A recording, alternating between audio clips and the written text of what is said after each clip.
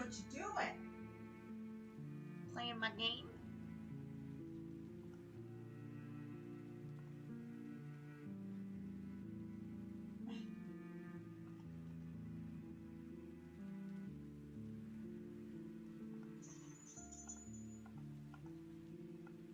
Okay. Where's my chocolates? In the fridge.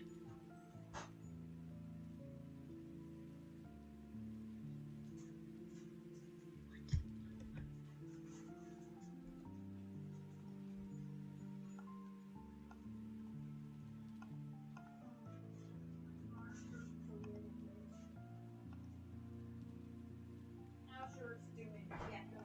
It's okay. Hurt? A little. You drink water? I did a little bit.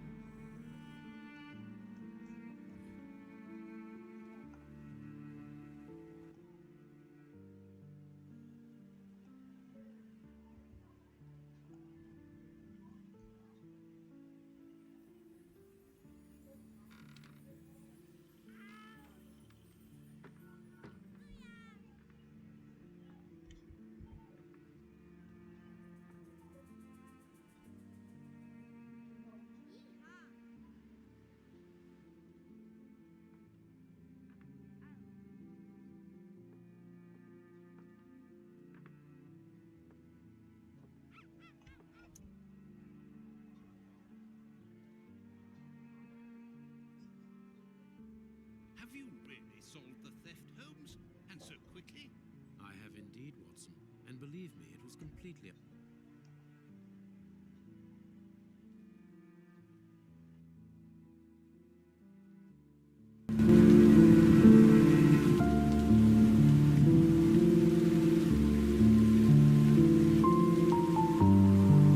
unnecessary to spread out all over London, as our friend Baines thought was best. He likes to boast that his methods are equal to... After all these years of accompanying you upon your investigations, I thought that by now I should be reasonably capable of following your train of thought. But in this particular case, I must admit that I don't understand anything at all. Ah, you see, but you do not observe, Watson. There lies the difference. It is a matter of course. A matter of course? In the middle of the night, when everyone is fast asleep, the service bell within that room rings out and alerts the servants. They dress quickly and come running, but the door is locked and there is a strong smell of burning from within. A few seconds later, the master of the house himself, the robbed Marchioness's husband, the Marquis of Conyngham, arrives and unlocks the door using the sole key. A fire has started inside the room, but they have managed to arrive in time to put it out. It is at that moment that the Marquis realizes that the famous Samoan necklace, which had been safe within its glass cabinet only a few hours earlier, has now disappeared. In order to explain, let us confirm my theory before the arrival of Inspector Baines.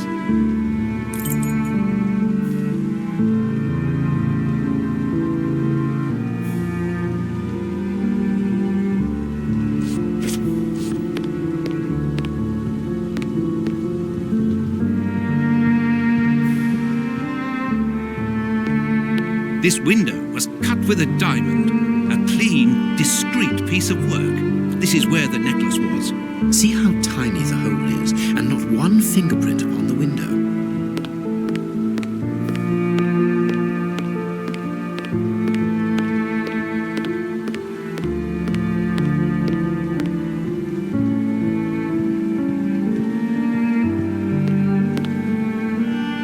A mark undoubtedly made by a diamond. Someone tried to cut the glass, but he was interrupted.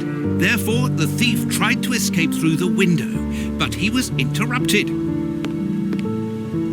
All the windows are locked. They've not been forced.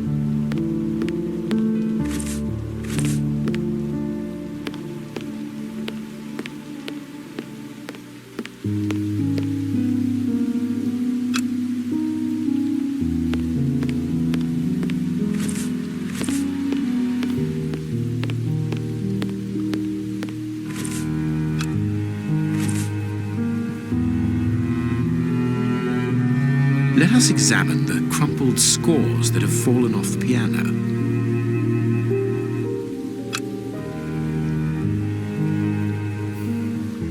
These sooty prints were left by a tiny hand. I don't understand why these music scores are covered with soot.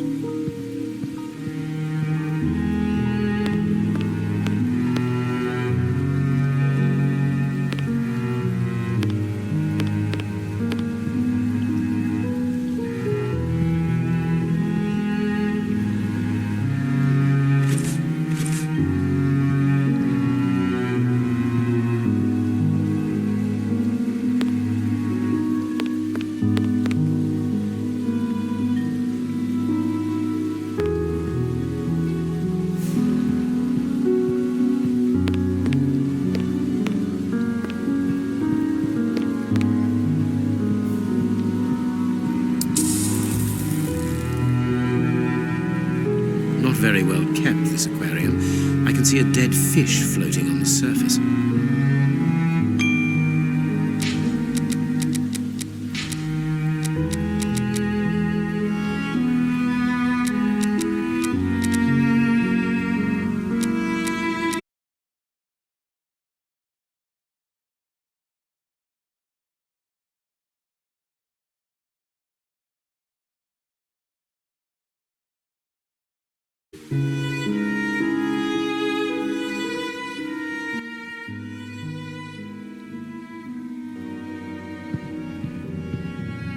Strange.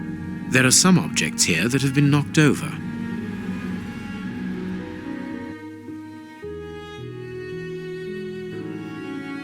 Heading towards his chosen escape route, probably the window, the thief knocked over the stool, which then caught fire.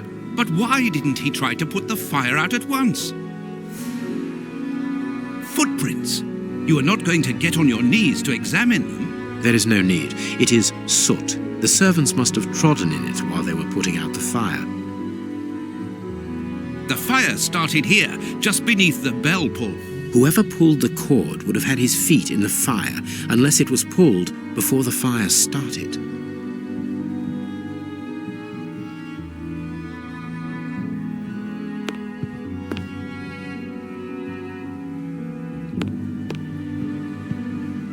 This draft screen makes an ideal hiding place. As the theft was committed at night, I conclude that the thief hid himself behind the draft screen and waited until he was alone in the room. Strange, there aren't any prints, yet I'm sure that the thief hid here.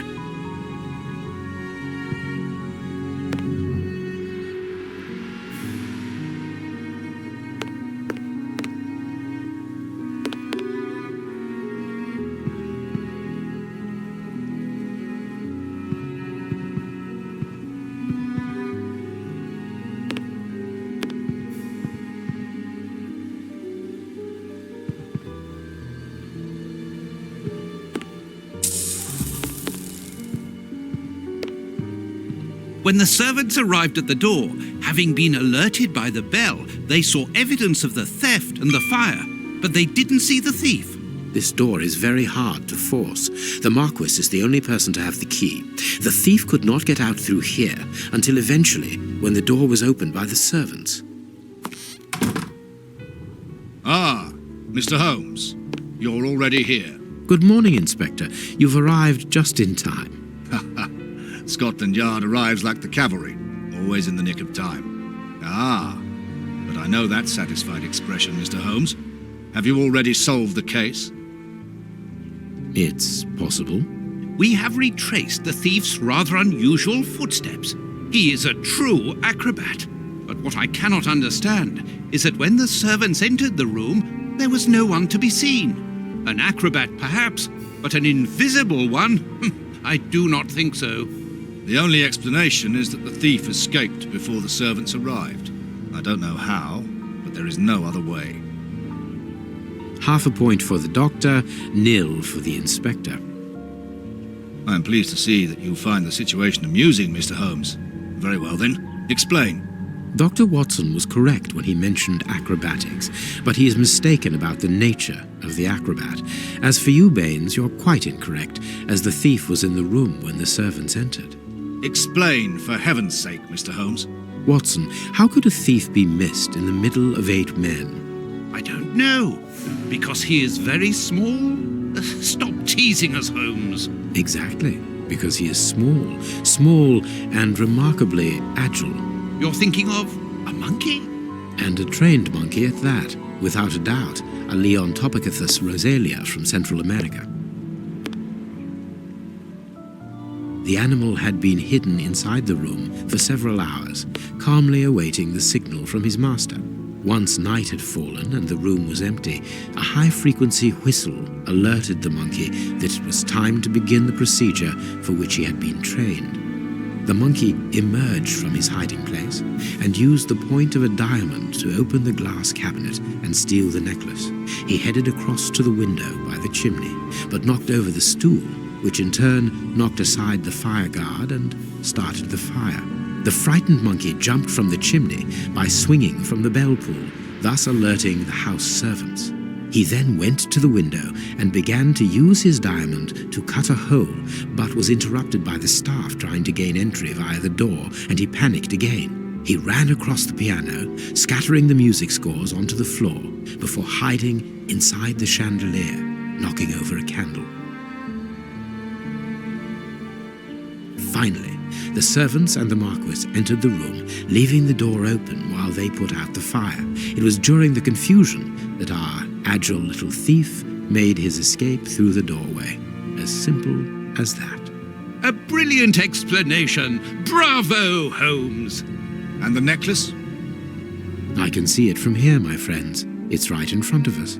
We have searched the room from top to bottom, Holmes. How were we unable to find it? Because we paid insufficient attention to the only victim of this affair. What victim? No one is dead? Yes, Watson. A poor goldfish whose destiny was to die, crushed by one of the most precious necklaces in England. The aquarium is just beneath the chandelier. I understand. The little monkey had likely hung the necklace around its neck and lost it when he leapt from the chandelier. The jewels fell into the aquarium, where they remain now.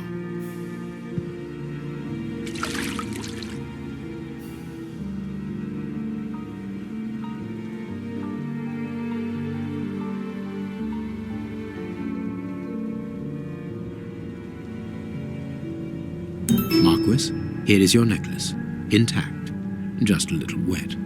Mr. Holmes, this brilliant demonstration does credit to your reputation. Thank you so much, Marquis. Do you wish to verify the authenticity of your jewel? No, I recognize it. I have spent many hours admiring it, you know. Good. I will return it to its box and... Inspector, a bank has just been held up. You must follow me at once. Orders of Scotland Yard. What times? Sirs, duty calls. My regards, Marquis. And well done again, Mr. Holmes. There, the necklace is in its box. We've lost enough time here. Let's go home, Watson. Ah, Very well, as you wish. A good day to you, Marquis. With pleasure, gentlemen. And once again, thank you.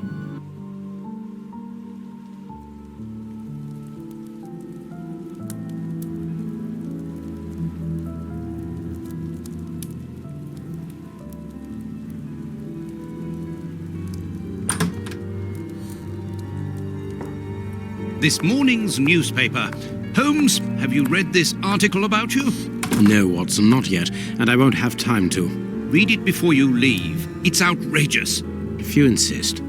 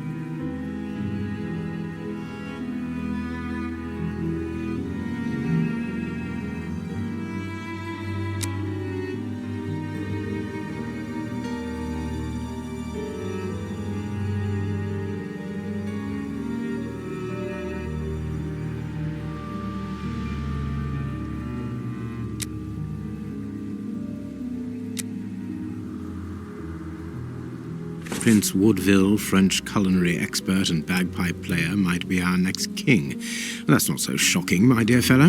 You know exactly to which article I'm referring, Holmes. How can Farley dare to tarnish your reputation like that? You know, Watson, that wherever glory walks, jealousy is bound to follow. As for the forgery of the necklace, I suspect that we shall soon be enlightened in this regard. Come in, Inspector Baines, the door's open.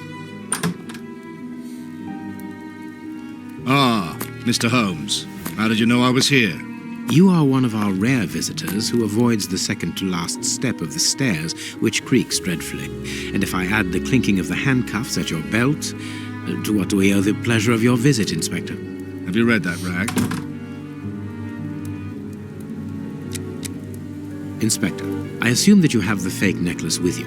It's why you're here. Your superiors would like me to examine it. Indeed. They would like you to confirm or deny putting this fake in the box. Can't that wait? I must go to the house of Lord Peregrine Maitland, the Bishop of Knightsbridge. Inspector, can you explain this slander? Has the necklace of the Samoas really been replaced by a fake? I don't know how the reporter got hold of the information, but it's true. About the necklace, of course. I wouldn't permit myself to question the integrity and honesty of Mr. Holmes. The necklace is a forgery? Impossible! I saw the Marquis authenticated before my very eyes, before Holmes returned it to its place. Mr. Holmes, the Marquis believes Osmond Farley's theory. I shouldn't be surprised if the reporter isn't behind all this slander about you. He's a freelancer, well known for his explosive and subjective articles. In any case, the Marquis assures us that you were the last person to have the necklace in your hands. Let's return to the Marquis's house, Holmes. I'm sure that we'll have no trouble in taking apart this theory. It is unnecessary. Such allegations collapse on their own, like one of Mrs. Hudson's soufflés. Let us leave the police to solve this problem and turn our attention to the matters in hand. Perhaps you are right, Holmes. And the Marchioness? She is beside herself. Without the necklace, her marriage is compromised. It is the principal item of the young woman's dowry. What a lovely marriage.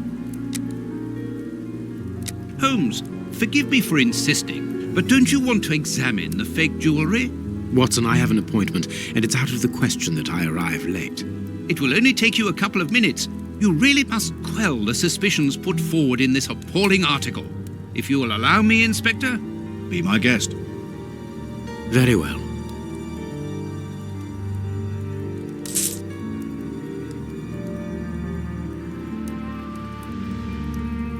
These 3 pearls are of poor quality. This pearl is a different color.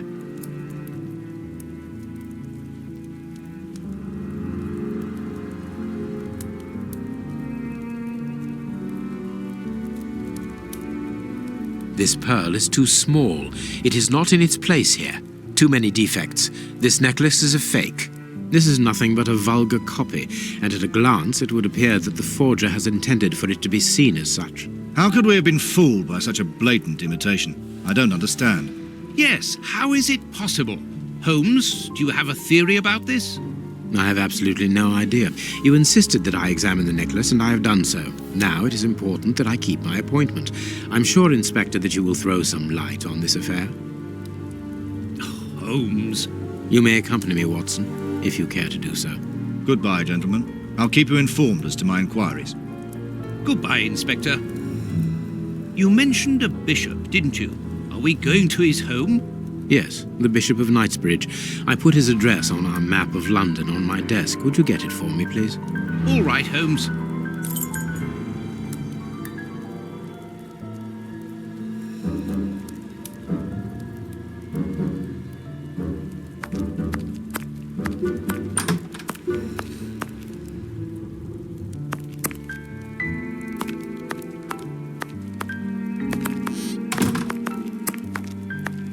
The work. Holmes.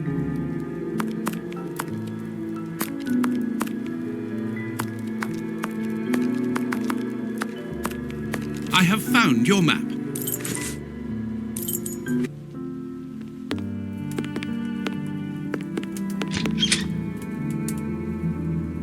The police? Already? How did you know? May we see the Bishop of Knightsbridge? Yes. Yes, of course. But come in.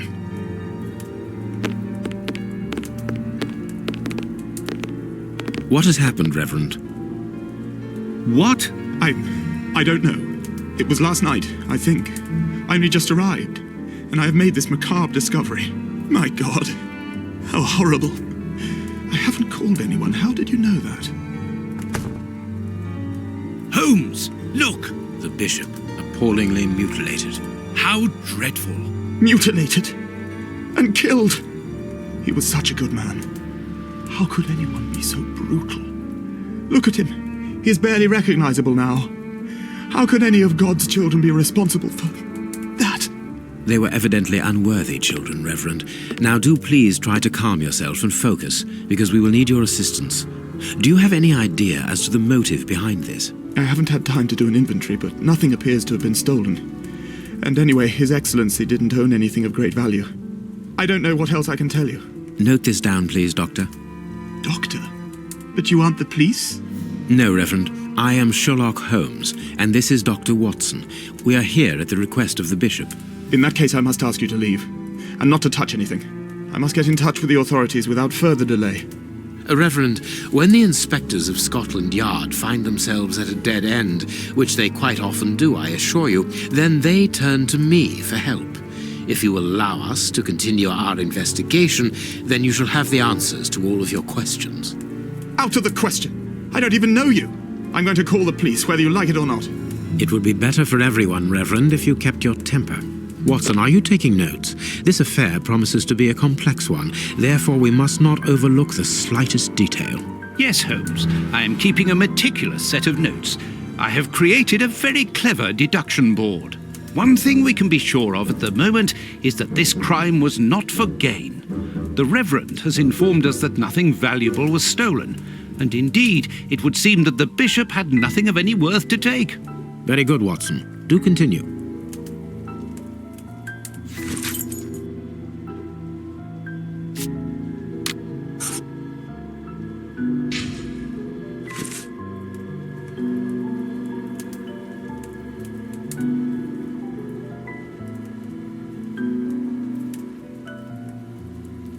This stove is filled to overflowing.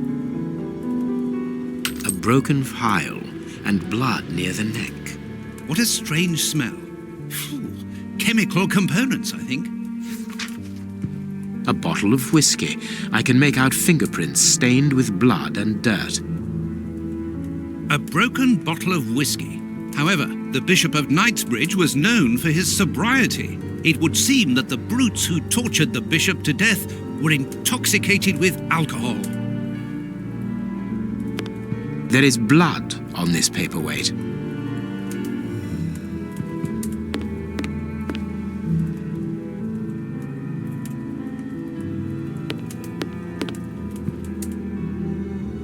Impossible. Reverend, I'm missing something. An implement with which to open this chest. Could you tell me where to find it? No! Go to the devil! What are you afraid of, Reverend? What is inside the chest? I'm not afraid of anything. In fact, I do have the necessary implements, but if I have to give them to anyone, it will be to a representative of the law and no one else.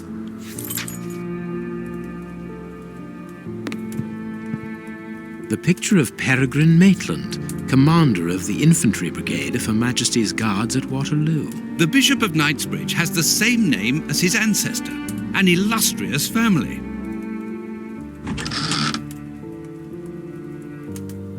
This metal rod is for fastening the chilies. It's a cilice designed to bruise the person wearing it. The bishop wore it as repentance. A whip? No, it is a discipline for self-flagellation. This very pious man must have had the habit of mortifying his flesh as a means of repentance.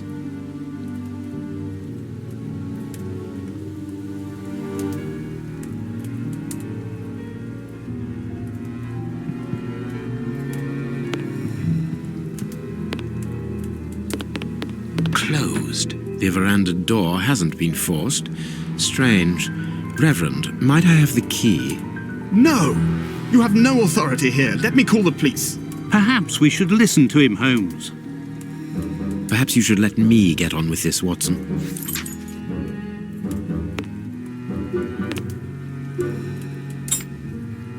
A surgical scalpel covered in blood.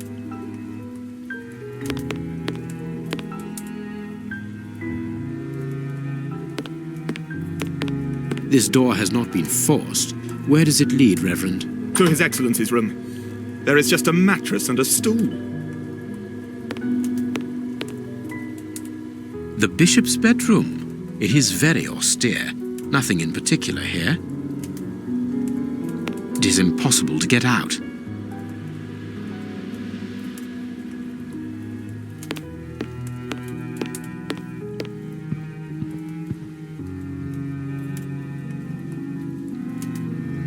You can see by his expression that he's suffered terribly. His mouth is covered in blood, and I can make out strips of skin between his teeth. His chest has been lacerated, I would say, with a very sharp and fine blade. There isn't any doubt the wounds on the bishop were administered with this scalpel.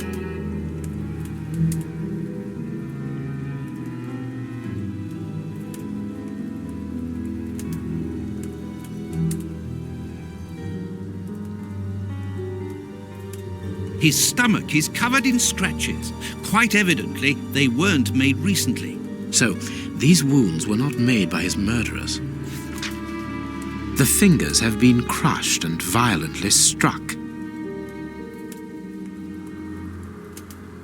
His forearms have been ripped. Pieces of skin have been torn off. What do you think, Watson?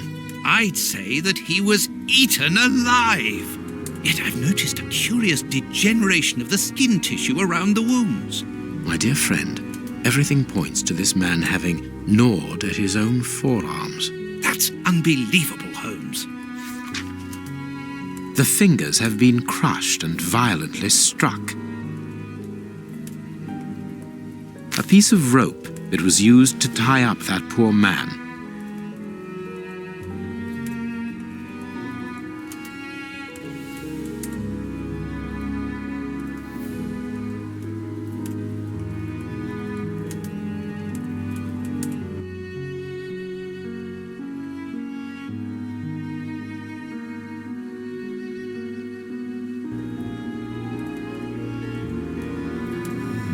These burns are terrible. This poor man was tied just below the knees. To stop him from walking, certainly, but mostly to free his feet. His feet have been burned. My first impression is that he wears a size 9 shoe. You! But what does it matter, Holmes? My God, Holmes, this man was horribly tortured.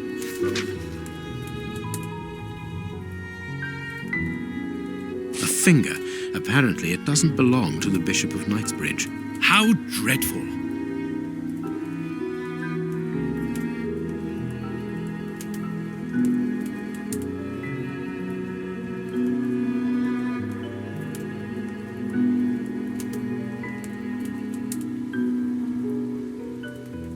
Something is missing here. Oh, yes?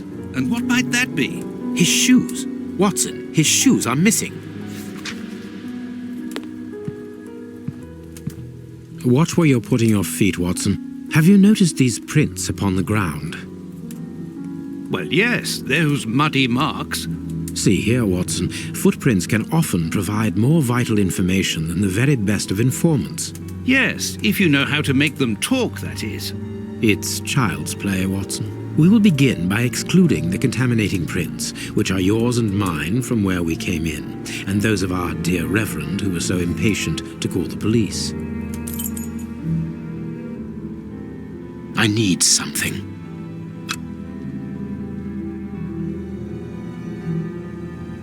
A fragment of stone.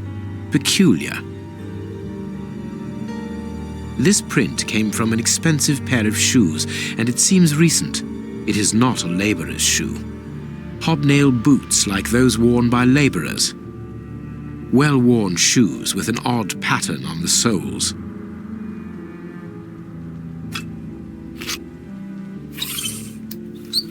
Size 9. Size 9. Size 9.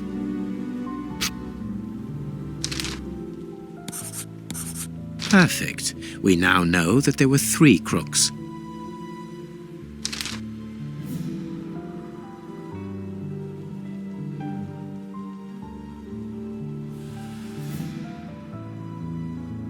Strange but true. One of the crooks was wearing a different pair of shoes when he left here. Therefore, we have 3 men who came in and left again, but one of them was wearing a different pair of shoes from the ones which he came in with. So, all we have to do is look for a workman who likes Italian shoes. You have no right to search here. Let us look at our deduction board, Watson.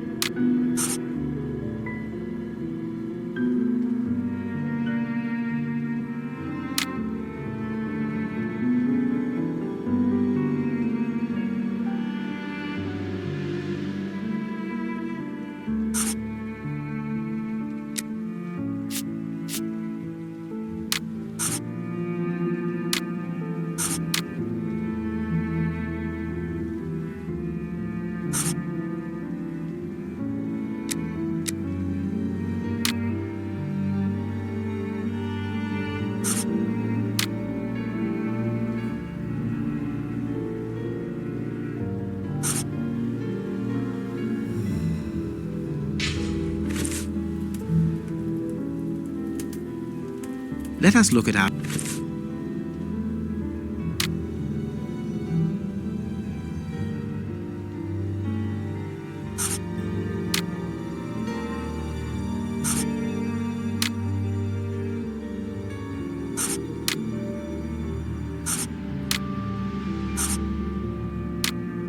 Perfect.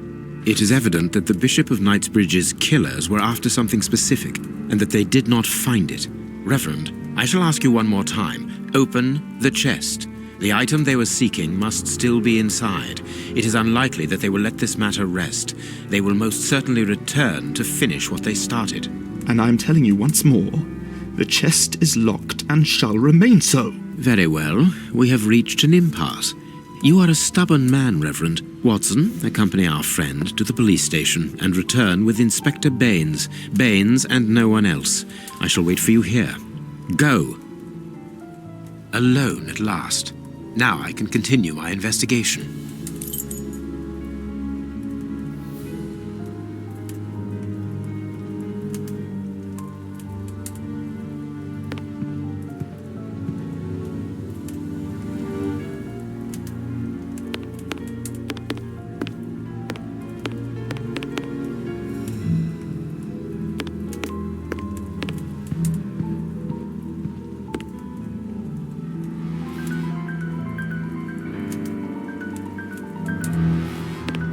This lock should be easy to pick. Let's see.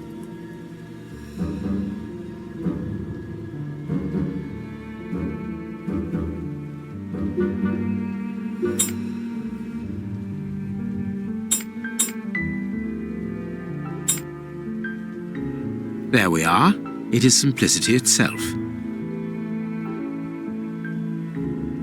There isn't anything much in this room. It must be used as a reading or meditation room.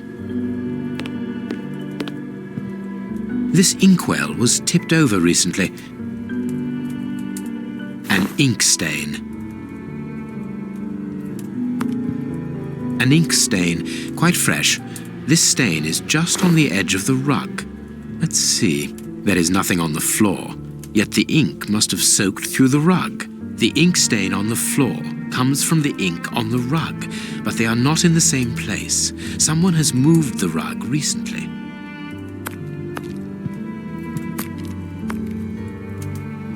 Apparently, someone wanted to hide this statue.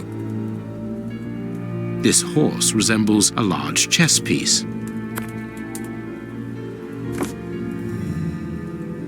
There is a message underneath this statue.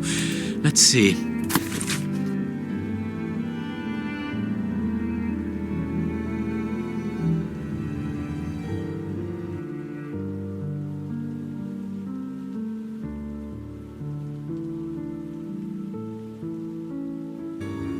This message was written by a woman, but for whom was it intended? Interesting, this chess game. That is curious. There is something strange on the floor. Certain stones have been marked out, just like a chessboard. That is curious. There is something... I need something.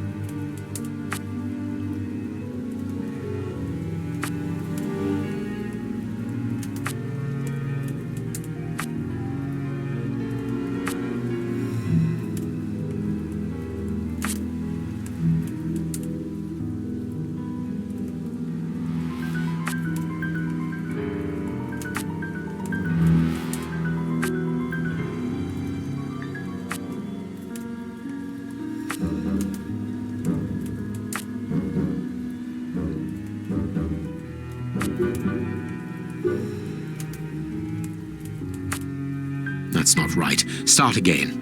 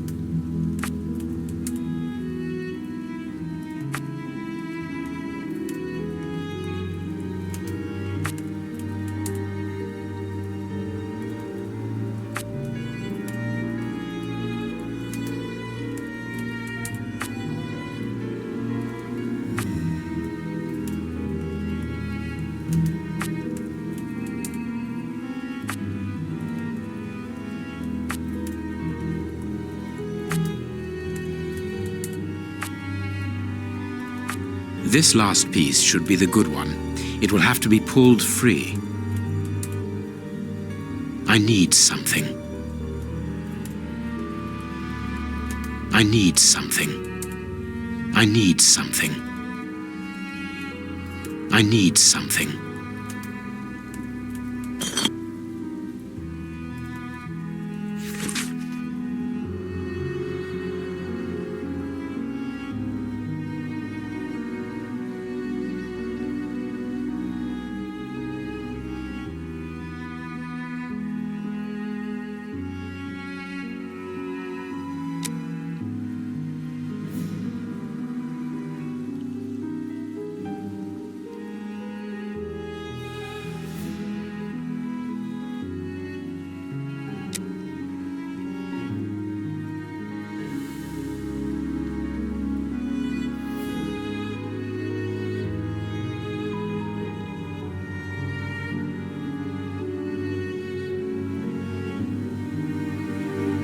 Packet of letters addressed to the Reverend.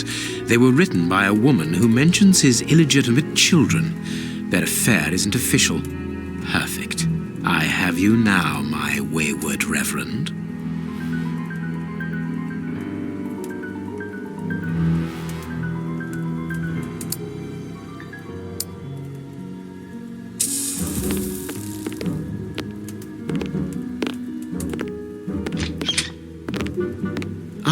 Watson, you were gone a terribly long time, and Inspector Baines isn't with you. I'm afraid not, Holmes. We were unable to find him. Dr. Watson would not allow me to contact any inspector other than this Baines. What manners! I am a man of the church. My dear Reverend, I notice that you are a chess lover. I trust you will excuse me, but I am never able to resist the appeal of a half-finished game. You are an expert at chess. Very well, then. What do you want now? As you might have guessed, resolving your small chess problem has allowed me to discover some very interesting letters. Letters? What do they say? Reverend, why hide these letters here and run the risk of the bishop finding them? Holmes, what's in the letters? Not now, Watson. Where else could I have hidden them? My own chambers are too austere. They could offer no cover. I knew, however, that His Excellency, may he rest in peace, would not notice my game. The contents of the Bishop of Knightsbridge's chest interest me greatly. Give me the elements you hold, Reverend. Out of the question.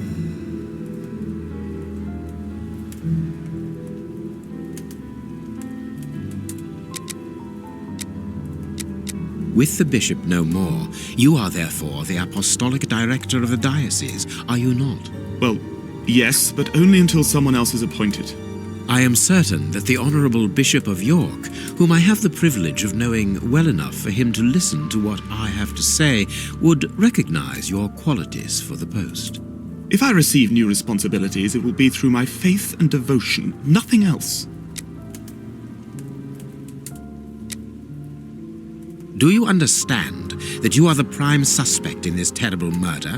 What? But that's ridiculous. Think for one moment, who profits from this crime? Not me. I think so, yes. With the Bishop of Knightsbridge no longer here, you are now the apostolic director of the diocese, are you not? Yes, until another incumbent is appointed, but... A position which should logically come to you. The police will not overlook that. They will never believe you. But of course they will. Do not forget who I am, Reverend. You are odious. Here are the stems that you were looking for. You have won. Evidently, as I always do. What are you able to tell us about the Bishop of Knightsbridge's last days? Did anyone come to visit him? Did he seem worried, anxious? Do not omit the smallest detail. His nephew came to see him yesterday at His Excellency's request. I found this visit a little peculiar because the young man rarely visits his uncle. Do you know why that might be? Were they on bad terms? I don't think so. It's rather a consequence of his work. The young man is employed within the archive section of the Royal Library, which doesn't leave him with a lot of free time. Do you know the reason for his summons? No, but the conversation was very heated. It only lasted for a few minutes and ended with the nephew in a terrible rage. Interesting. I've answered your questions. Will you now let me contact the authorities? I'm afraid not, Reverend. Not just yet. All right, now we can open the safe.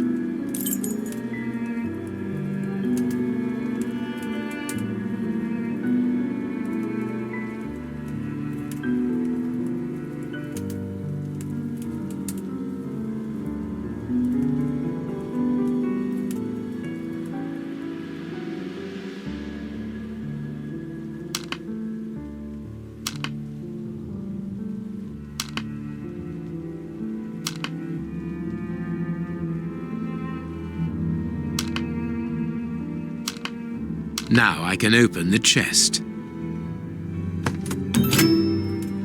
Here we are. I am eager to discover what remarkable treasure could justify such an act of barbarity. Extraordinary. This chest is impenetrable. How is it possible? No one other than the bishop should be able to open it. You open the chest with disconcerting ease, Holmes. I've seen and heard quite enough. This time you won't stop me. Catch him, Watson. What the? But why? Run, Watson. Hurry.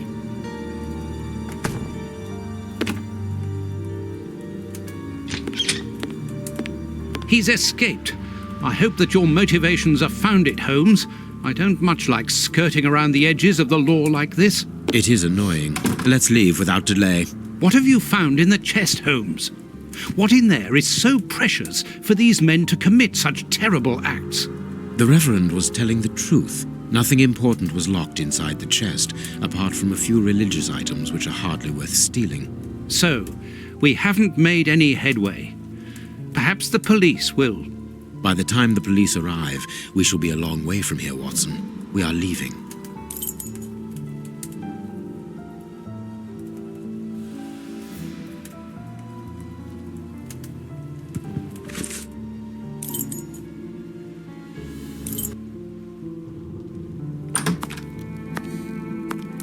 We have crossed London at a breakneck speed. We could have knocked someone over, and naturally I had to pay the cabbie out of my own pocket. Watson, stop complaining. We have to analyze the clues found at the bishop's house.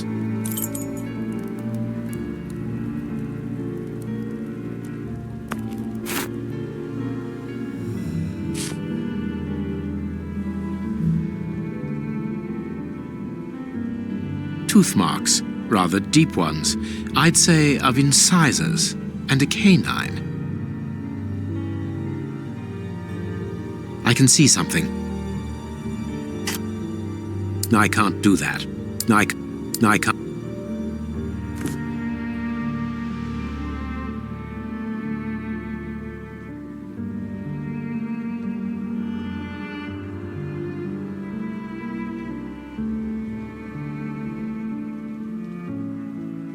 I can see something. Fragments of skin. A phalanx. This finger wasn't cut off. It was ripped off. Black and damp earth under the nail. Interesting. I can see something. No, I can't.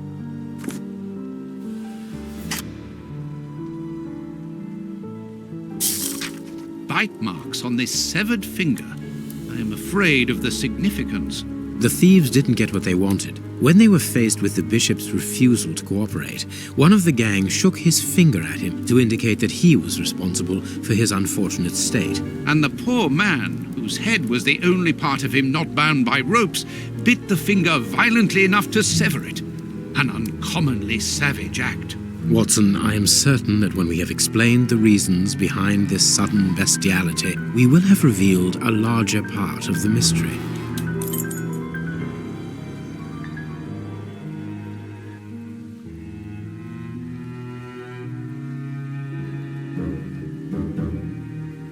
This fragment of stone is very smooth, and it seems to be of a peculiar quality.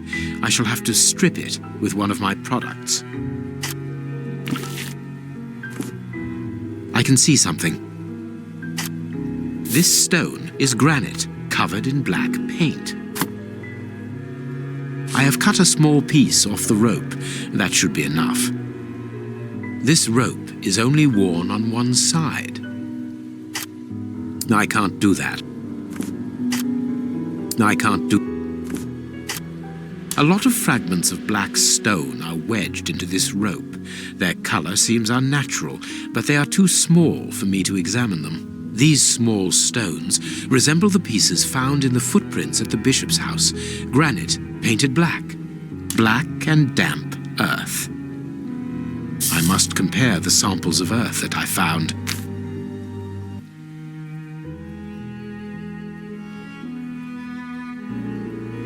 There is something written on this scalpel. I should clean it. No, I can't do that. Ah, I can make out WCCH. What do the initials stand for? How many hospitals are there in the Whitechapel area, Watson? If we count public dispensaries, enough to keep us busy for an entire month. Did this scalpel come from a hospital? Yes, as the initials WCCH engraved upon it show us. We must think on how best to deal with this. We do not have the time to investigate every hospital in Whitechapel. I must compare the samples of... And if I mix this earth with another substance... Now it must all be stirred.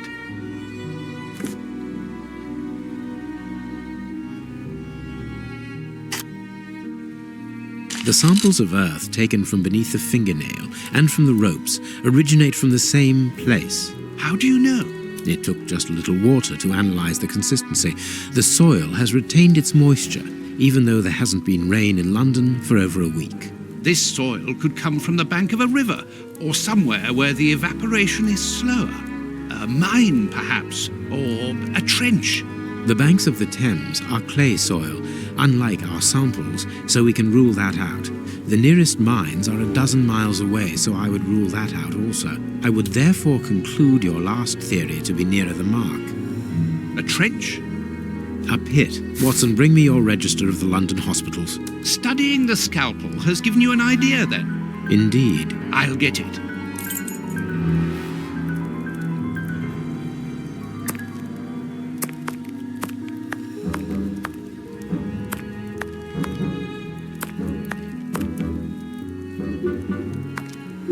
Female anatomy.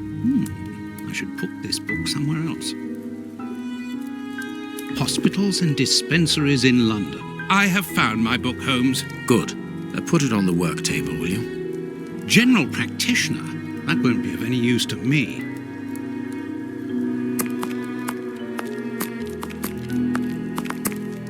Here is the section showing Whitechapel. I made several notations on these pages during our investigation into the Ripper, which might prove useful. All we need to do is to find a hospital or a public dispensary near a location where pits have been dug and black granite has been used. It's simplicity itself. I haven't finished my analysis.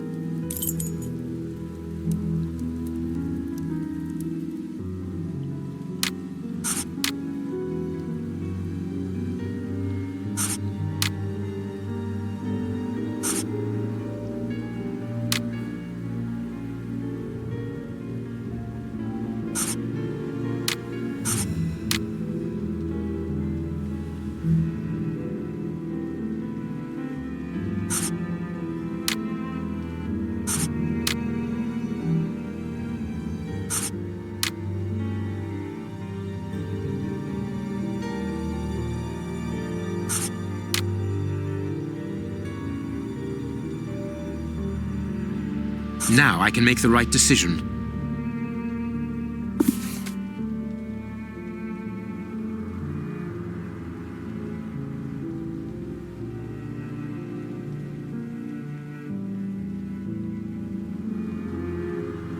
The public dispensary number 4661. It's just opposite the Whitechapel Street Cemetery. Yes, Watson. The murderer with the missing finger must work in the cemetery, or at least visit it. He could have taken a rope, one of the type they use to lower the coffins into the graves. The granite is minute particles of tombstone. And he only had to cross the road to steal a scalpel from the dispensary opposite. I need something. No, it is... I can analyze the chemical composition of a substance here. No. I can add...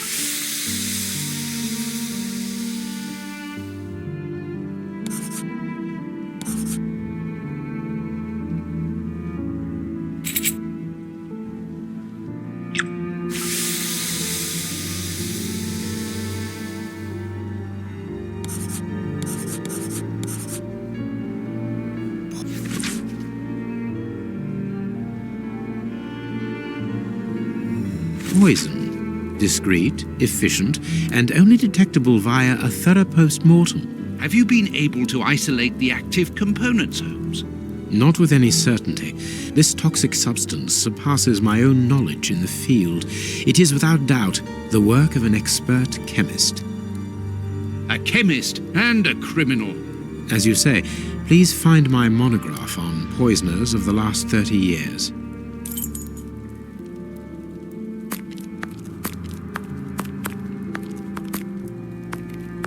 General practitioner.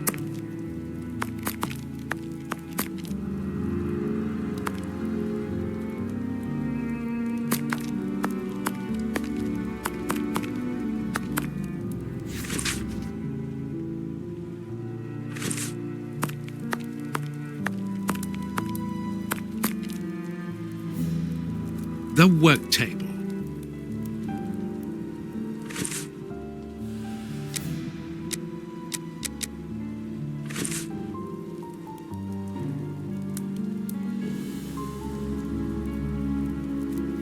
According to these documents, Hans Schielmann, known as the Rat Killer, was considered the greatest specialist in chemical poison in the world. Is he at liberty? Happily, no. He has been held in the high-security wing of London's Westgate prison for many years now. Then he cannot be the one who concocted the poison. Don't dismiss him too quickly, Watson. According to Scotland Yard, the man is exceptionally intelligent. For the greatest criminals, prison is but a mere obstacle. Let's plan a little visit to see Mr. Schielmann tomorrow.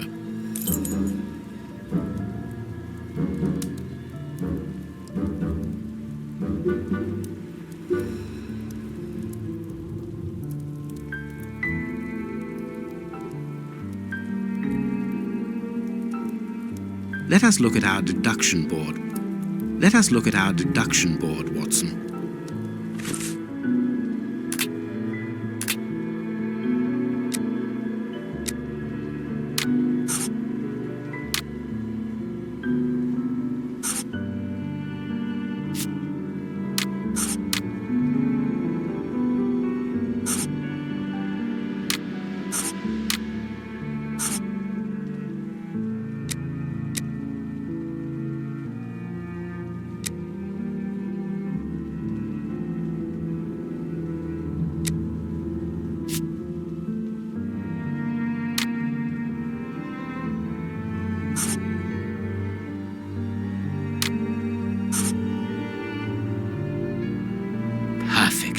Well done, Watson. Our board is finished. It confirms that the Bishop's murderers work for one person, who, amongst other things, possesses a very sophisticated poison. They therefore act for someone more educated than themselves.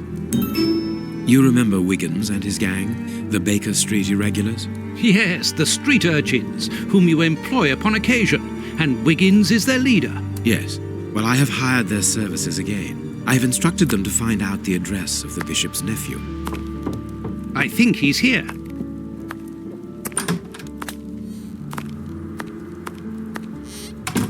Hello, Mr. Holmes. Wiggins, my young friend, have you found the information for which the good Dr. Watson is going to pay you? Yes, Mr. Holmes, it was easy. Very well, I understand. Here are a few pennies. Thanks, Dr. Watson. The man you're looking for lives near Kensington. Does he live alone? Yes, but he rents a room for an old lady. Did she see you? No, Mr. Holmes. No one saw me. Perfect. Watson, give our young friend another shilling as a reward for his discretion. Here we go again. But of course... I'm falling asleep, Holmes. Aren't you tired? No, I have an exceptional constitution. I can't remember ever having been fatigued by work. Idleness, on the other hand, exhausts me completely. Go to bed, Watson. The night will be short. We leave at dawn. Wow, this is a real adventure. It's exciting. I like it better than made-up stories. I want to... Good morning, Holmes. Did you get any rest? I did not attempt to sleep. Have you managed to come to any conclusions? I think that we might follow 3 trails.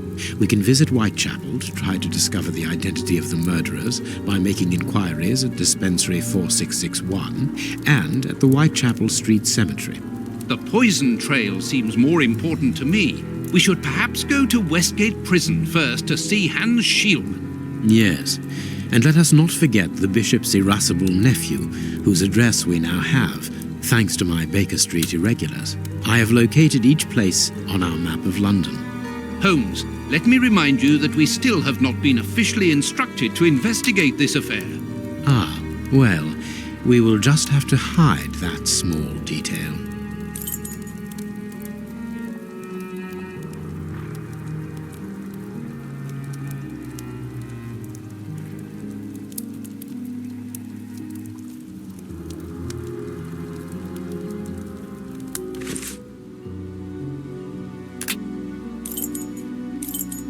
Westgate Prison. Here we are at the famous Westgate Prison, one of the oldest and surest in the kingdom. I've heard that it is soon going to be demolished. Don't you find it strange that it still houses criminals as dangerous as Hans Schielmann? There's nothing strange about it, Watson. The name of this prison is linked with numerous failed escape attempts. As long as it stands, the criminals will fear it. Good morning, gentlemen. Are you expected? No, but we wish to meet with one of your prisoners, Hans Schielmann. I'm afraid that at the moment that is impossible. Access to the cells is controlled strictly. You can't go there without permission from the director. Then would you be so good as to announce us? I am Sherlock Holmes, and this is Dr. Watson. The famous Holmes and Watson. What an honour.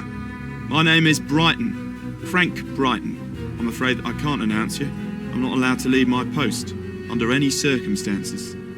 But I'm sure that the director won't refuse to see you, even without an appointment. Do you see the corridor behind the reception? Follow it to the secretary's office. You'll find him there. Thank you, Warden Brighton. One last thing.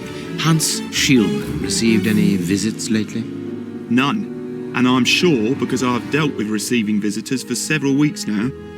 I volunteered because it's a calm post to be in. We don't get many visitors and it gives me time to write. Just like you, Dr. Watson. I enjoy literature and the... Very good. Thank you. That was very impolite, Holmes. That man admires our work. You could have given him... Another time. Let's go and meet the director of the prison.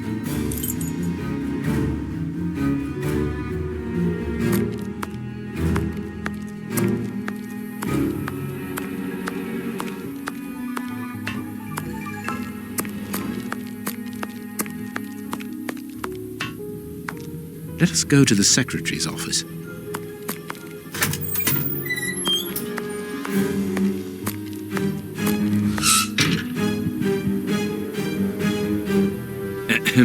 Good morning, miss. Oh, excuse me, I dropped off. Good morning, gentlemen. What can I do for you? I am Sherlock Holmes, and this is Dr. Watson. We would like to talk to the director. I'll just go and see if he can receive you.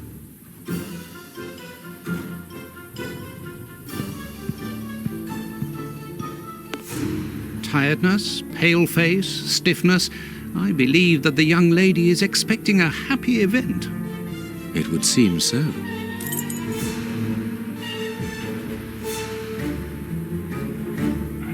This small rack is for urgent letters to be given immediately to the director. This charming secretary is Miss Jenny Patterson.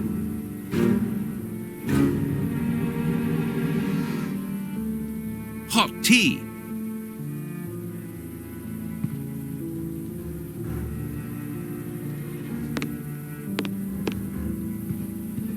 The director's office, Mr. P. Patterson. No need to go in there. Strange. The director and the secretary have the same name. I'm delighted to meet you, Mr. Holmes. I am Paul Patterson, director of this establishment. You wish to talk to me? I hope this unexpected visit isn't to announce bad news. No, do not worry. We are investigating an affair of the highest importance, one which could potentially affect the security of the kingdom. Therefore, it is imperative that we interview one of your prisoners, Hans Schielmann. Hans, the rat killer? He's been in here for a long while now, and he's had no contact with the outside. How could he be involved in such an affair? That is what we would like to find out. And you have been commissioned by Scotland Yard? Evidently.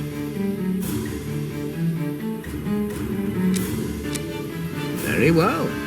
I have complete confidence in you, Mr. Holmes. I will draw up a pass that you should give to Warden James in the guardroom. He will show you to the cells.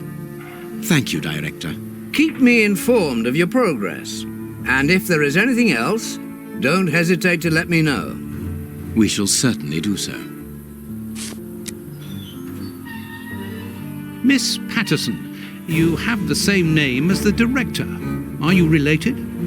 Come, Watson. Anyone who might have made the slightest study of anthropology would have noted the similarities between the young lady and her father. Mr. Holmes is right, I am his daughter, but he doesn't like to talk about it. I think he's afraid of being accused of favoritism. I'm sure it was your qualities alone which secured you this position, miss. If you must try out your powers of seduction, then what do you say about using them on the rat killer?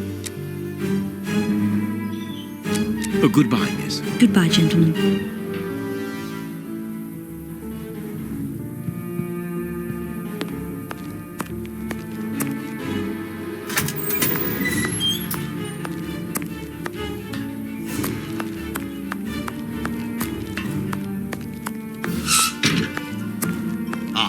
You've got a pass for the high security area. It's the door at the end. Go ahead. It is about the size.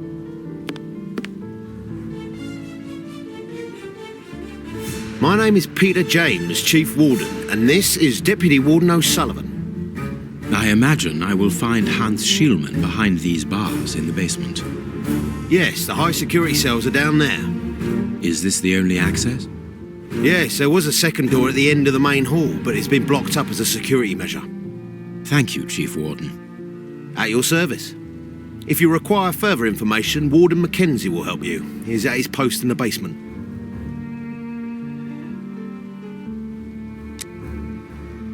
Tell me about the prisoners, Warden James. We only have a few. As you might be aware, the days of this place are numbered. Therefore, we no longer receive new prisoners. Those who are already here are among the most dangerous in London. We have 3 at the moment, Hans the Rat Killer and the Flint Brothers. The Flint Brothers? Yes, 2 rather simple-minded maniacs who detest one another despite their relation. They massacred their parents and decapitated their neighbours. It took more than 9 policemen to overpower them. Mr. Holmes, I am a huge admirer of yours. I have followed all your cases and successes with the greatest interest. What enthusiasm. Have you ever thought of a career in the police force? Have I thought about it? It's my dream. And I'm going to try my chance once this establishment closes down. I'm studying hard for the examination to get into police school.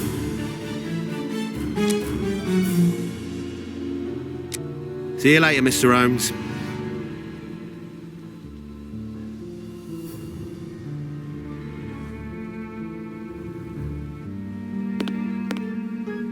I'm glad to have been... See you later, Mr. Holmes. It is the guard's guest book, perhaps for distinguished guests.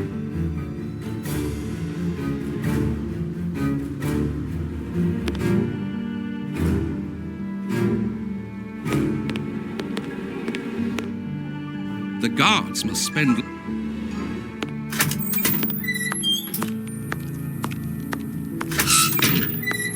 Here's the famous high-security area. Warden Mackenzie, at your service, sir. Good morning, Warden.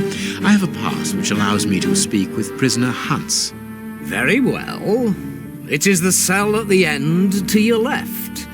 I'd advise you to walk in the middle of the corridor.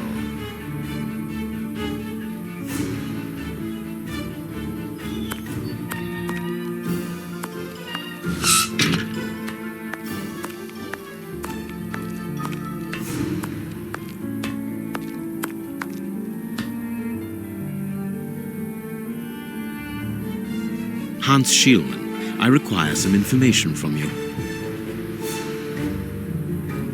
So, who do we have here? The celebrated Sherlock Holmes. Holmes himself. Do you know that for all the time I have spent rotting in here, you are my first and only visitor? I think this is cause for celebration. A confrontation between two geniuses, two extraordinary minds. I am afraid that you are not quite as great a chemist as you believe you are, Mr. Shielman. I will not say that you never were. No, it was certainly true once. But you see, while you are whiling away your days in here, it appears that someone on the outside is at the point of surpassing you, if that is not already the case. Yes, I heard about that. A chemical poison that eats away at the flesh and provokes hysteria.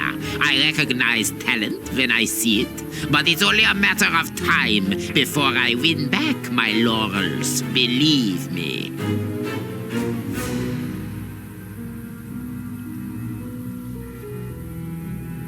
What can you tell me? That depends on what you can bring to me. What do you want? Do you know why I am treated so harshly? For my meals, I am given nothing but a hunk of bread. And even then, not just any sort. Get to the point. Never interrupt me! Where was I? Oh yes, the bread. Did you know that with a little rye yeast, a pinch of moss, certain cockroach secretions, just enough light and damp, with a few other ingredients that I will keep quiet about, I succeeded in poisoning half the staff here. Unfortunately, a little something was omitted, which would have made the results fatal. Instead, it merely caused acute attacks of stress and powerful hallucinations. Even so, I got a great laugh out of watching them cry like babies when they saw their most primitive fears materializing before them. You are a monster, Mr. Shielman. Thank you. It wasn't a compliment. But of course it was!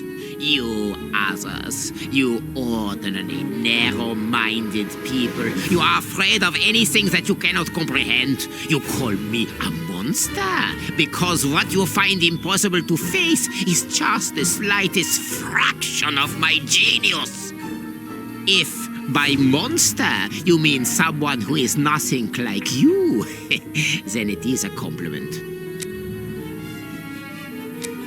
What do you need?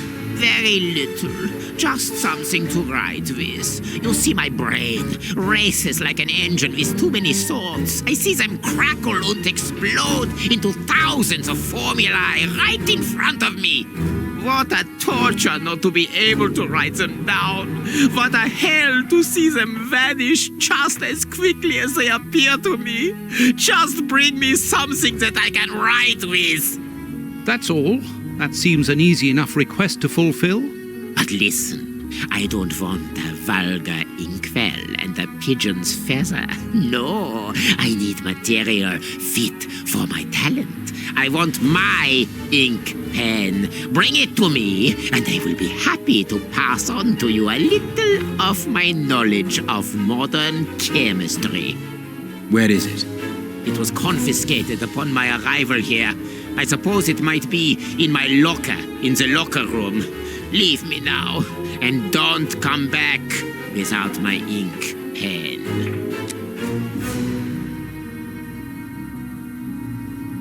See you soon, Mr. Holmes.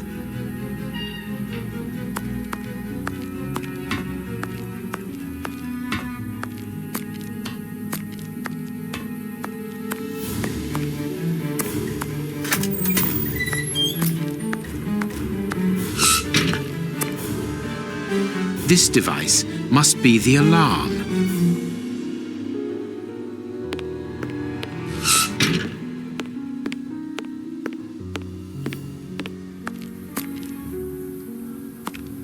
Cleaning materials, otherwise known.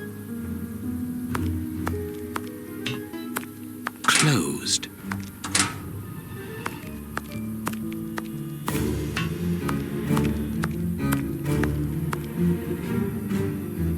staff cloakroom. Closed.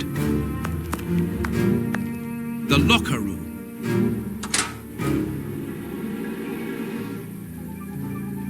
Closed.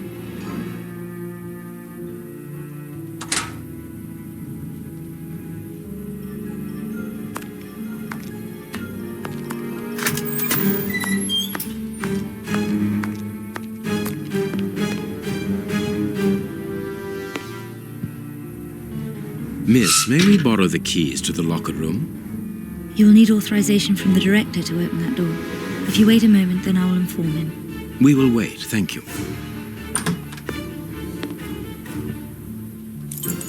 Anything new, Mr. Holmes? Is your investigation advancing?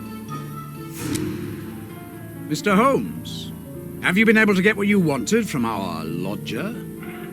Not yet. We must first cast light upon a crucial point, and for that we require your help again. What can I do? We need to examine Shieldman's civilian clothing.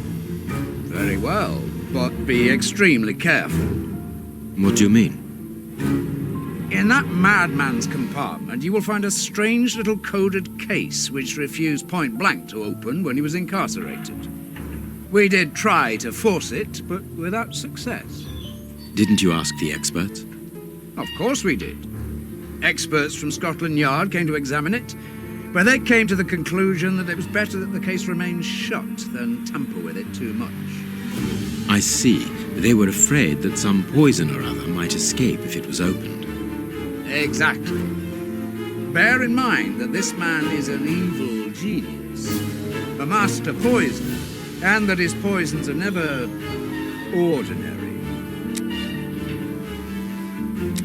Here's the key to the locker room. I give you the authorization to open it. Good. Thank you, Mr. Patterson. Miss Patterson, the guards are still waiting for you to put up the duty list. Do it as soon as possible. Without it, the changing of the guard cannot take place. Or had you forgotten?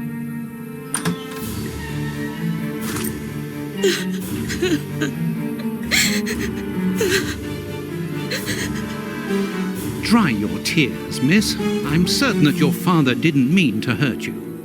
Mr. Watson, I can't put up the duty list. And when he finds out, he'll be furious. Why can't you? It's in my locker, in the cloakroom, and I've lost the key. Your aunt. Say no more, Holmes. As you keep repeating, time is against us. Let's go and look at the things in the rat killer's locker.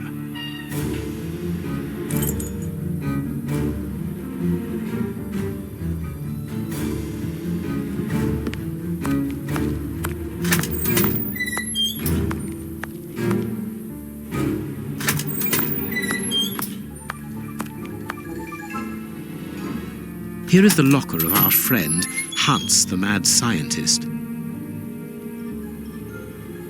Oh, what a jumble. Blotting paper. A paper knife. This solid box must hold a precious object. Let us see.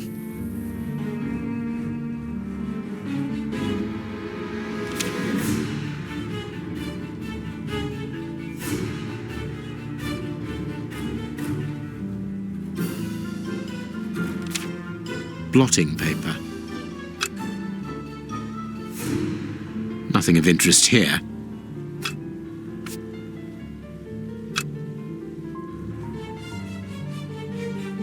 Nothing of interest here.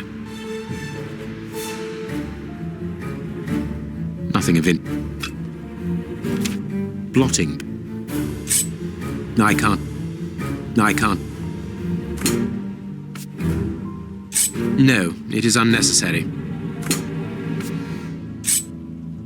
I can't do that.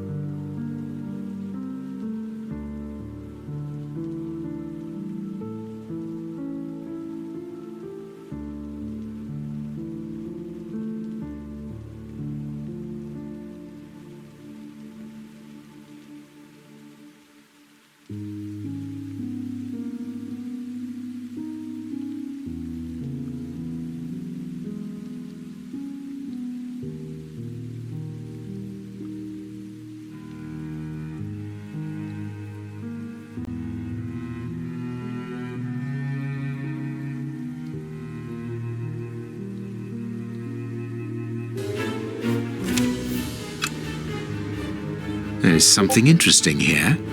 There is something interesting here.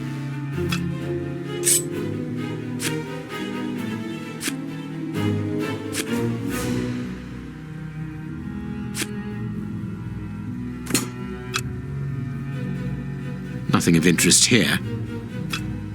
Blotting paper. Blotting paper. This cannot be a simple coincidence.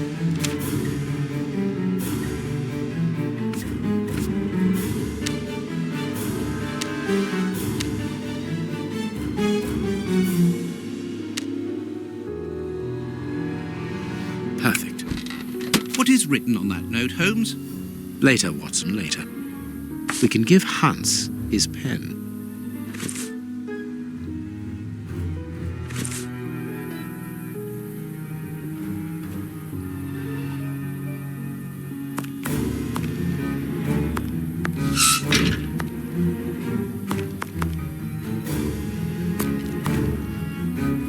What should we do? We can give Hans.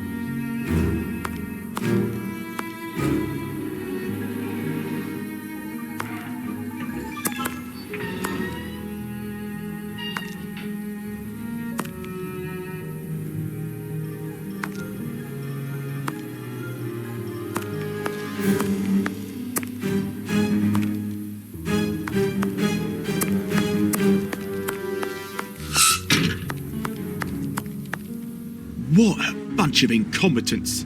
Oh, if I was as unprofessional as that, there would be murderers running all over the town. What's the matter? Are you a patient of Dr. Watson? Very amusing. I was going on about the dry cleaners in Westgate Street.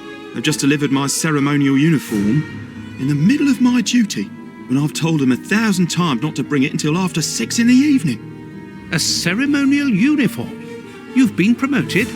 No, and that's not about to happen. No, I've been invited to a wedding. I hope to be. I'm in trouble. If the director sees that I've left my post, I'll be sacked without pay. Give it to me, Warden Brighton. I'll take care of it for you. Really? Thanks a lot. Here's the key to the cloakroom and that of my locker. I'm really grateful, Mr. Holmes. What have you got in mind, Holmes? You're not doing this out of kindness, are you? No, out of curiosity. We will be able to access the cloakroom with these keys.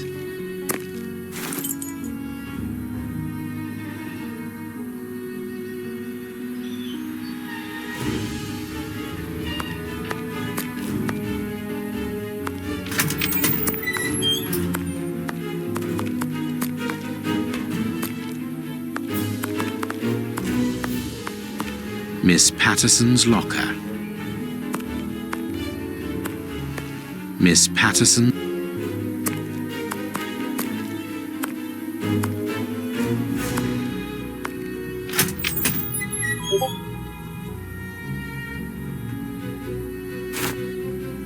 Bicarbonate of soda. Brighton must have an upset stomach caused by stress, without a doubt. The name on the key is bicarbonate of soda.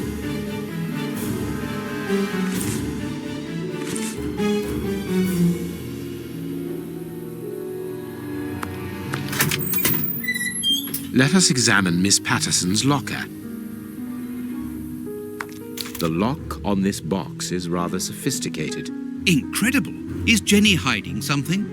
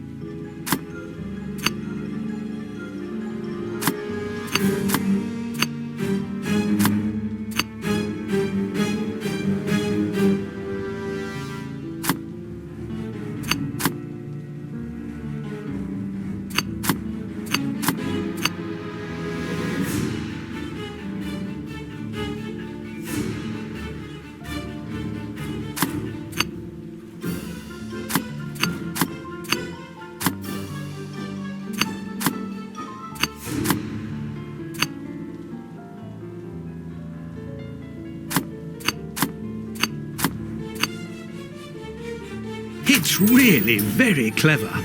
Little Jenny is astonishing.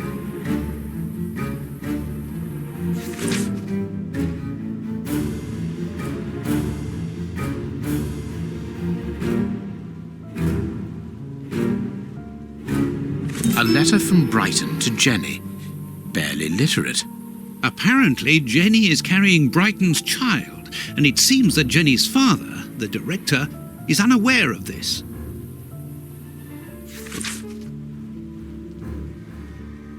A locket, sealing the relation between Jenny and Warden Brighton.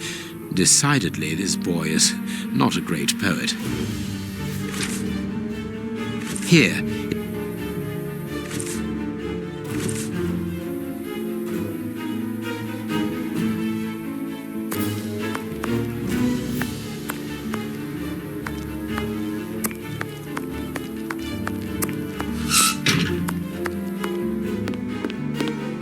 Sorry, Mr. Holmes, you can't go into the basement for the moment. For what reason? The door has locked itself automatically. We must enter a new security code. Do it then. Miss Patterson hasn't put up the guard duty list yet. Without that information, we don't know who's authorised to take note of the new code. So Mackenzie is locked in the high security zone. Yes, but don't worry about him. He's trained for this sort of dysfunction. Why not ask the director to take note of the code and open the door? He isn't allowed to, and I doubt that he would run the risk of going against the orders of the administration centre. Anyway, the bars in the high security section are joined to the alarm system, which is in that room. We only need to sound it to unblock, but you see we can't do that now.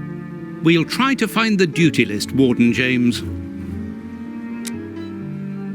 We have found Chief Warden James's duty list. Good. Thank you, Mr. Holmes. Let's see. O'Sullivan, it's you takes over from Mackenzie. Take note of the code, please, and unblock the door. At once, Chief.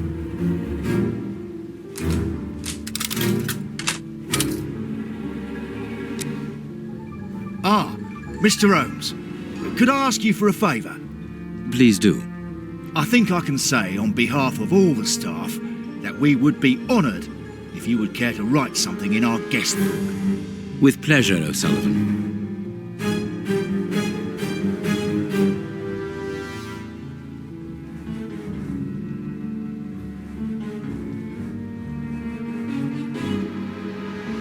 You seem worn out, O'Sullivan.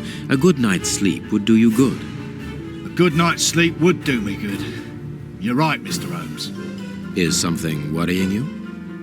As you know, Westgate Prison will soon be demolished, and I'm spending most of my nights studying for my exam to join the police.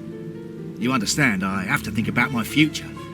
So sleep isn't a priority at the moment. Scotland Yard is always looking for young, competent and motivated men. Would a letter of recommendation from me allow you to get some sleep? What? A letter from Mr. Sherlock Holmes recommending me for Scotland Yard? Are you quite serious? Completely serious, my young friend. May I use this writing paper? The one on your desk. 1,000 thanks, Mr. Holmes. 1,000 thanks. It is addressed to Inspector Baines, a good friend of mine. There's no need to remind you that it must be opened only by the person to whom it is addressed. Yes, of course. I'll give it to him personally. Thank you again, Mr. Holmes. At your service, Mr. Holmes.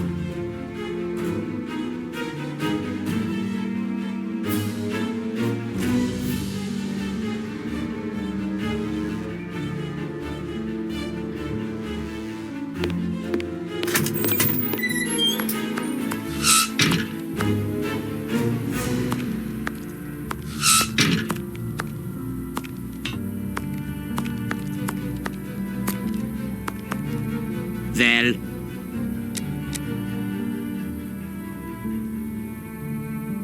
you have what you wanted, your precious pen. you seem annoyed, Mr. Holmes. I would even go so far as to say terribly worried.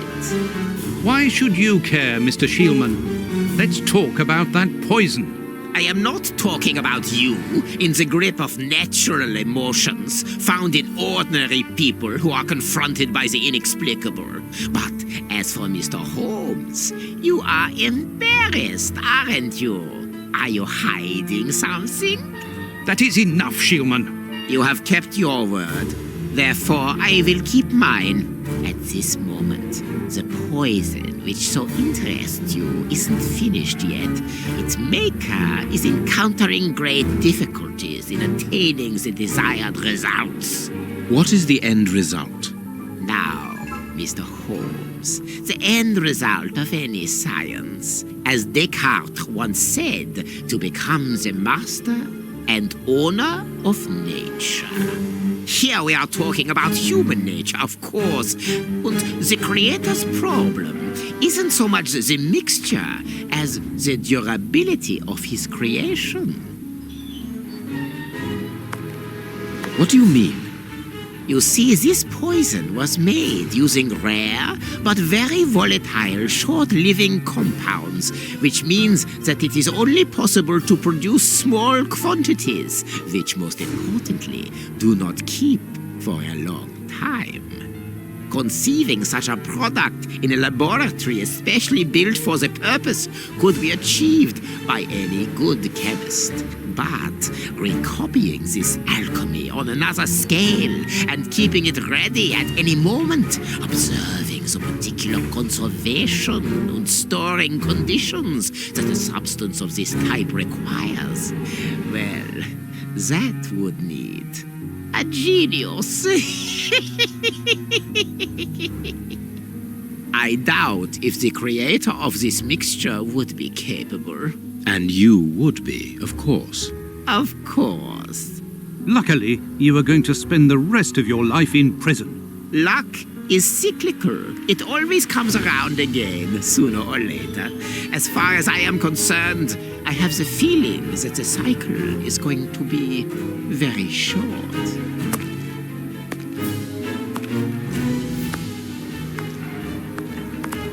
Holmes, it sounds to me as though this Shieldman is implying that an escape attempt will be made. Yes, we must go and warn the director.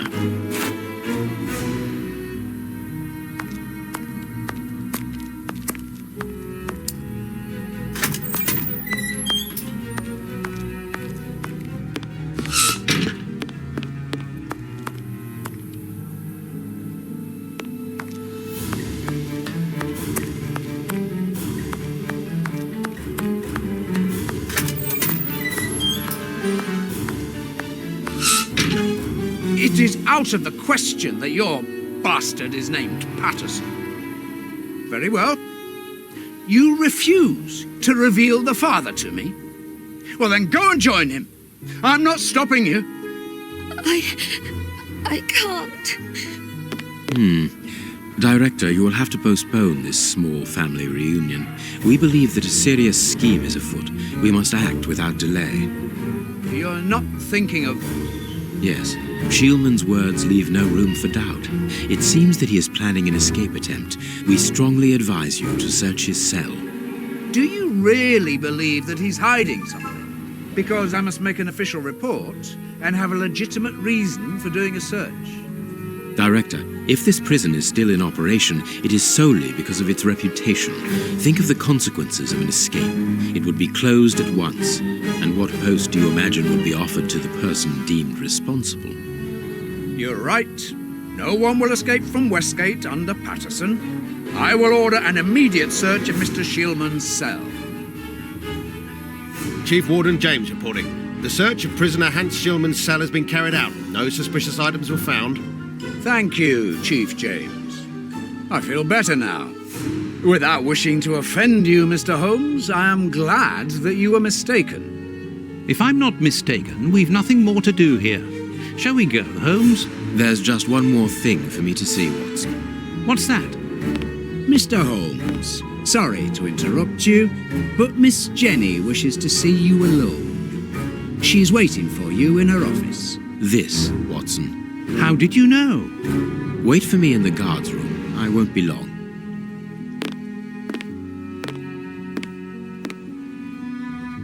What an extraordinary gentleman that Sherlock Holmes is.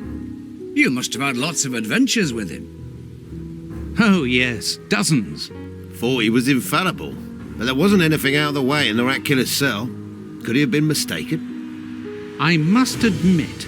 Warden Brighton, in my office immediately. That's an order. The director seems furious. Yes, it must be important for him to order Brighton to leave his post. I wouldn't want to be in his shoes.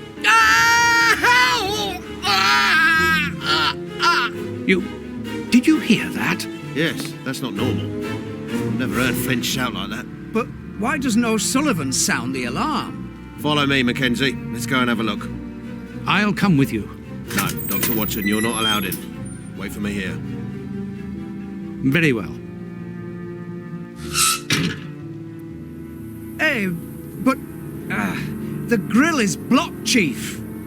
We've been locked in. And that smoke, it's coming from below. O'Sullivan, can you hear us? Sully, are you alive? Answer us, Sully. What's going on? Can I help you? Sound the alarm in the guard's room. That should unblock the door. Be quick. O'Sullivan might be in danger. It doesn't work. Locked. Locked. It does.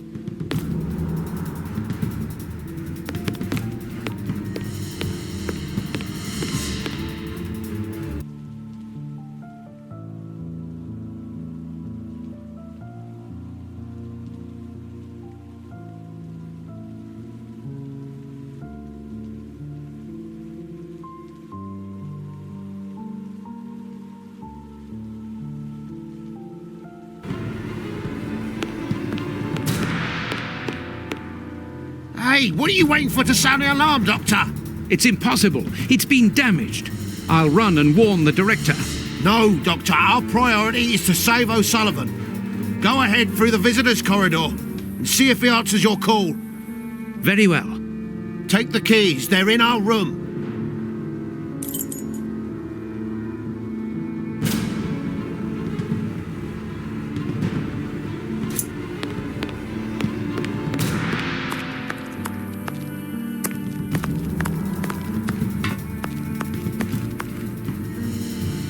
It doesn't work. Useless! This door is blocked by the timer, but not the one below. Give me the keys, quickly!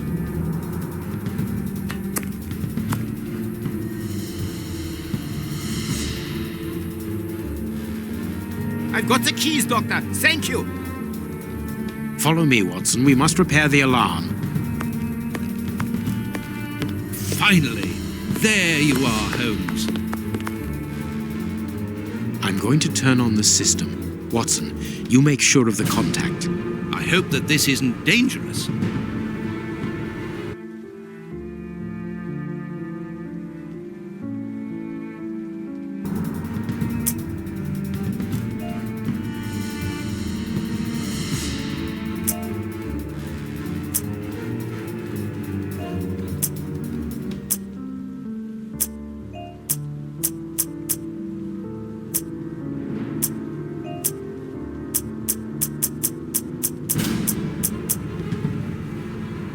It works. Perfect.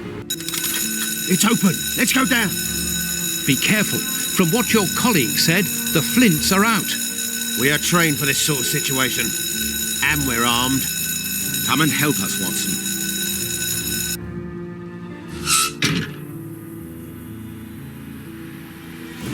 Everything is back to normal. Thank you for your help, gentlemen. It was a pleasure. But where is O'Sullivan? He's no longer here. He must have gone out through the visitors' entrance. Yes, and he must be pleased to have gotten out of the basement. Good. We must now check all the cells. It's the procedure in case of an alarm. We'll come and help you. You are evidently fond of wasting time, my dear fellow. Rejoin me at the reception when you've finished.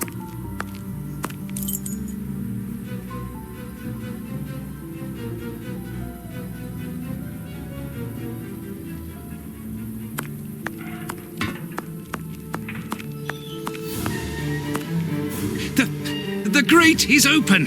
This is alarming. He's fine where he is, under the cover, still. How can he sleep with all this noise? I'll admit it's not normal. Perhaps the smoke has poisoned him. I had better take a look. Be careful, Doctor. He is dangerous.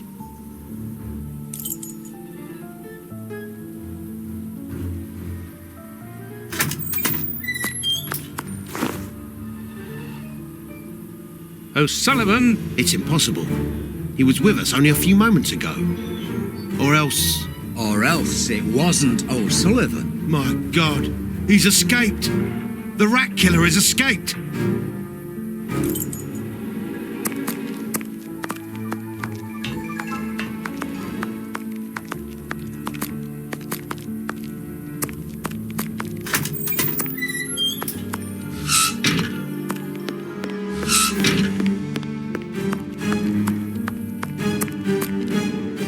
Holmes, there you are. Hans has escaped. I fear that this inquiry is a bitter defeat for us. Not at all, my dear fellow. Quite the contrary. Follow me. Why the devil have you brought me behind the prison? We have an appointment, Watson.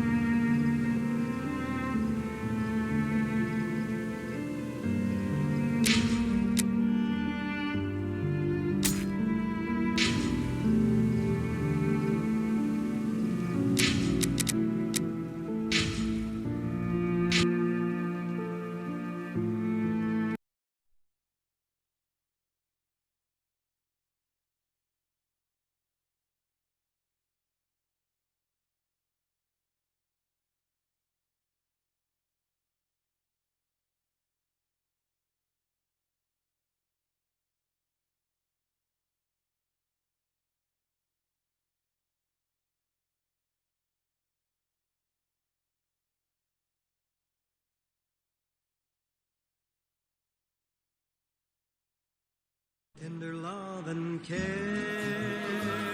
makes life worth living. They say if it ain't broke, don't fix it. But we put it in...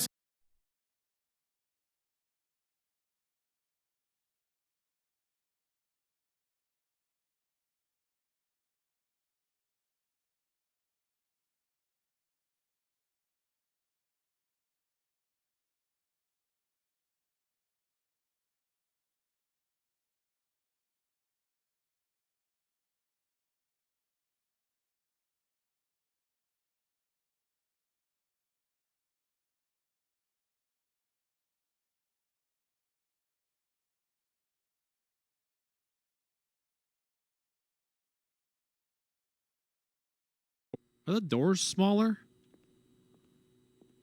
Dude, that's what I mean. These games make me insane. Looks good.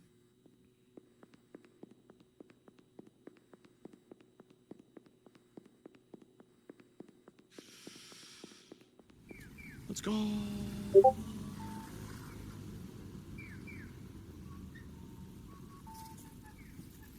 Gifted. Speedrun it if you could do it in under 2 minutes. No help from chat.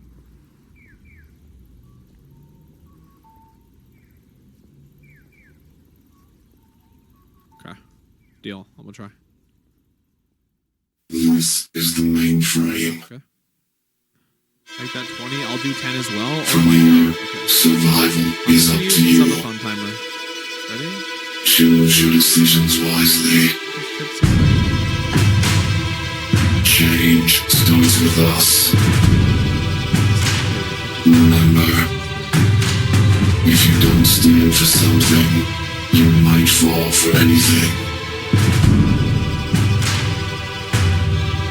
Because the end is where we begin. This is the mainframe.